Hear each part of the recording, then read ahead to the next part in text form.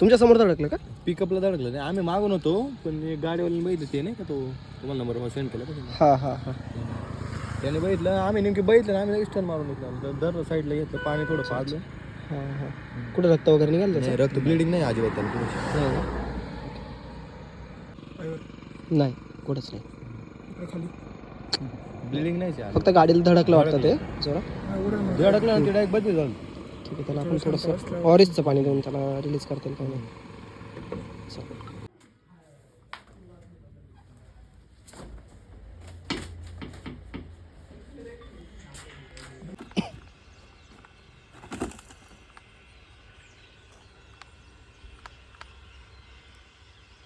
तर मित्रांनो, हा एक बारनावला आहे जो की आपल्या अकोले फॉरेस्ट डिपार्टमेंटच्या रोडच्या कडेला परवा रात्रीच्याला बोलेरो या गाडीला धडकलेला होता. तर तो आज पूर्ण रिकवर झाला ना, आपण फॉरेस्टलाच येऊन त्याला रिलीज करतोय. त्याच्यात ज्या ठिकाणी धडकला होता त्याच ठिकाणी रिलीज करतोय.